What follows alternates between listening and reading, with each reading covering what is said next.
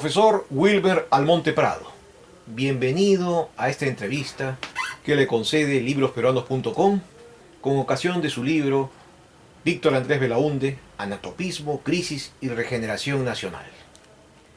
La primera pregunta. Usted en su libro indica certeramente que Víctor Andrés Belaúnde tiene muchos soportes. Por ejemplo, achacó al positivismo la tradición anatópica en el Perú. Inició la corriente personalista. Se refirió al problema del indio antes que Mariátegui y estimó que el positivismo originó el reduccionismo cientificista. La pregunta es, ¿cree usted que la categoría de anatopismo le ayudó a dar el salto teórico del positivismo hacia el espiritualismo? Bueno, antes de responderte, Gustavo, quiero agradecerte por la invitación y por tu intermedio mi agradecimiento a librosperuanos.com. Ahora sí, para responderte, yo creo que sí, digamos que el concepto de anatopismo le sirve a él, como tú has dicho, ¿no?, para dar el gran salto del positivismo al espiritualismo. ¿Por qué razón? Porque en opinión de Belaúnde, el positivismo proponía un proyecto anatópico, en tanto que proponía recetas ajenas a nuestra realidad, ¿no? Por ejemplo, el positivismo cae en lo que se denomina un reduccionismo cientificista y además tiene un claro carácter antihispánico. Por el contrario, el espiritualismo que adopta Belaúnde en su segunda fase, en la segunda fase de su evolución intelectual, promueve más bien el estudio de la realidad nacional, ¿no? Y eso me parece muy, muy importante, ¿no? Efectivamente, estoy de acuerdo. El concepto de anatopismo es un concepto que le sirve a él para pasar de una fase a otra, ¿no? Muy bien. La segunda pregunta, que se deriva de su interesante libro, concierne a lo siguiente. ¿Consideraría que Víctor Andrés Belaúnde le dio un giro nacionalista al espiritualismo arielista, el cual era conocido por defender la identidad continental antes que nacional? Interesante pregunta. Considero que si bien la generación arielista, ¿no?, el grupo de los arielistas, defendieron una identidad continental, también es cierto, en mi opinión, que ellos fueron los primeros en preocuparse por el estudio de la problemática nacional. Ellos, digamos, fueron los primeros en reconocer el valor de la nación, ¿no? Fueron los que, digamos, de alguna manera impulsaron el pensamiento político en nuestro medio y los estudios de ciencias sociales. Ahora bien, considero que dentro de ese grupo, quien presenta un proyecto más general y a la vez más realista y más viable es efectivamente Víctor Andrés Belaúnde, ¿no? Por varias razones. Porque él considera que la peruanidad se construye en base a dos pilares fundamentales, que son la cultura incaica y la cultura hispánica, en un proceso que él denomina de síntesis viviente, digamos, que está en marcha permanente y que por ello no es un proceso concluido, ¿no?, sino que se va enriqueciendo con los aportes de todos aquellos que vivimos en el Perú y que de alguna manera ayudamos a construir la peruanidad. A propósito de la categoría de síntesis viviente, Belaúnde fue un pensador católico muy fecundo en crear neologismos. Así es. ¿Usted consideraría que la categoría de síntesis viviente tiene un origen dialéctico hegeliano o dialéctico kierkegaardiano? Interesante pregunta. Bueno, yo considero que más bien encuentro más afinidad, digamos, con la dialéctica hegeliana, ¿no?, a pesar de las diferencias que existen entre un concepto y otro, ¿no?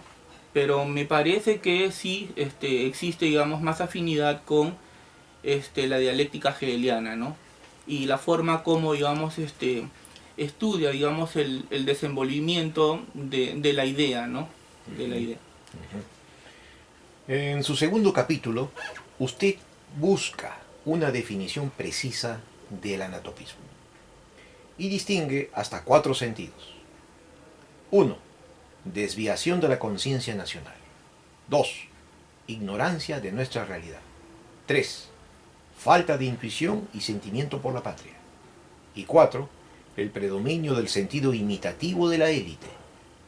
En suma, somos anatópicos porque despreciamos nuestra propia realidad. La pregunta es la siguiente.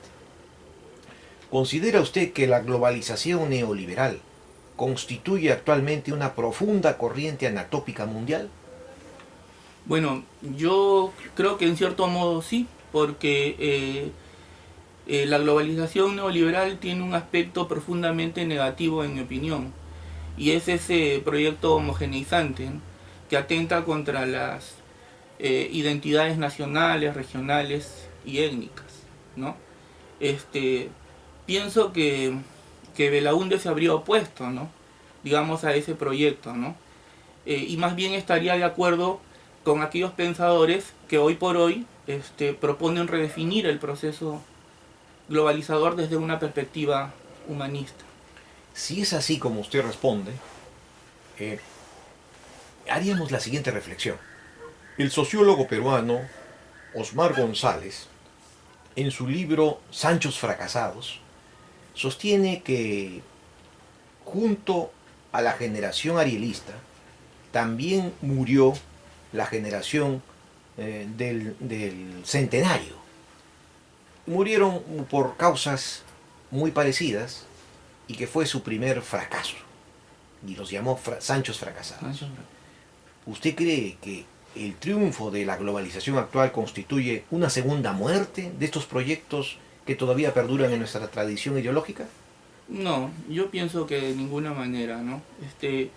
Yo pienso que con esta globalización neoliberal, digamos que hay una deshumanización, ¿no? Digamos, hedonismo, materialismo, anetismo. Pero frente a ello yo creo que nos queda la posibilidad de rescatar lo que para Belaúnde y otros hombres de su generación es lo más esencial, los valores, ¿no? Que forma parte importante del aspecto espiritual que él defiende. Muy interesante.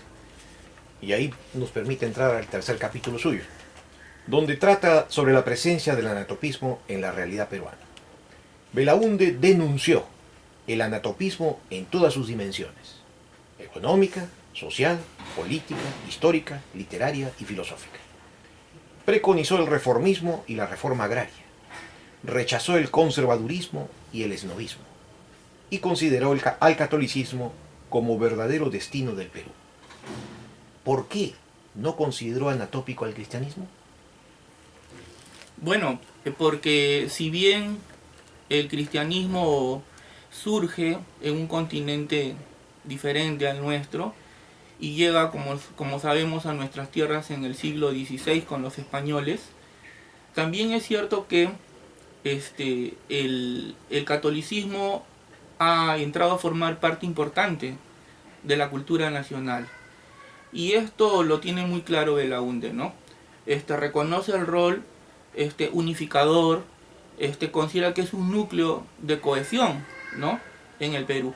Considera que para poder dar una respuesta a nuestros problemas es fundamental estar unidos.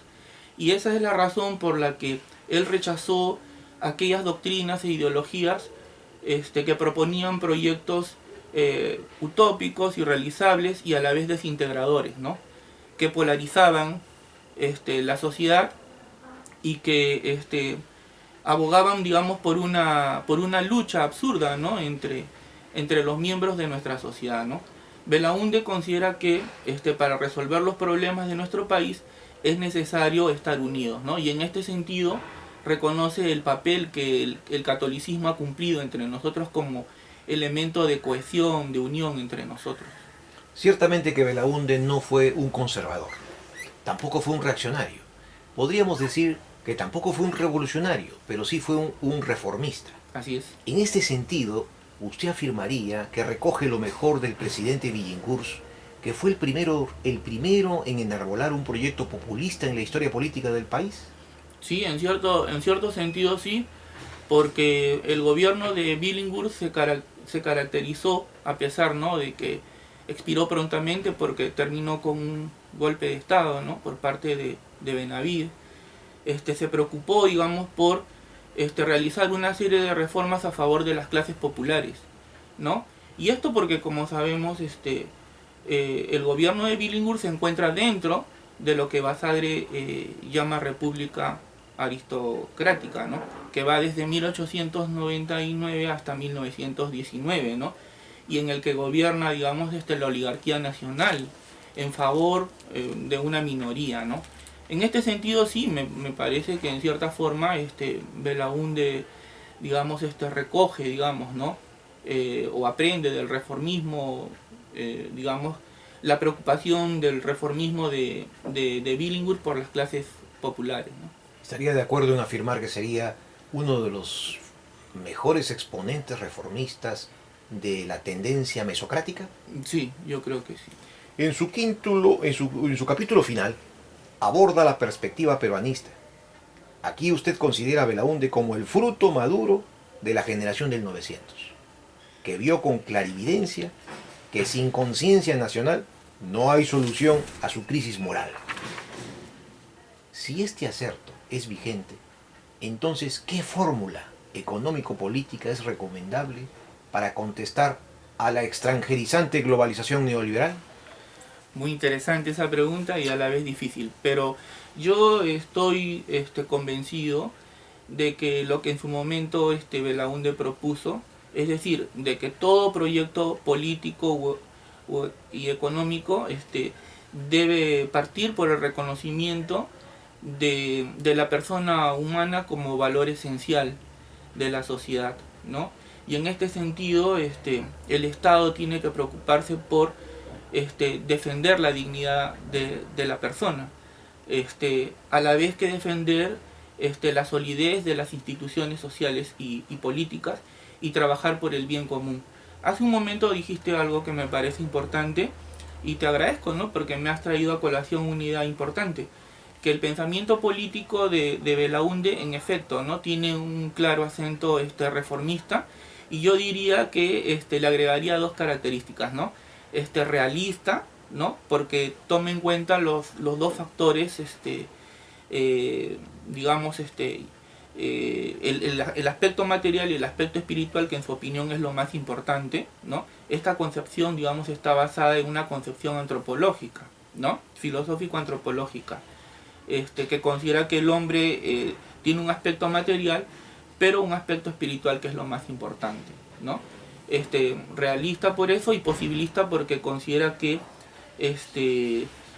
la política la vamos a cambiar gradualmente mediante reformas, y no, digamos, mediante insurrecciones o revoluciones que desde su perspectiva nada bueno nos llevan.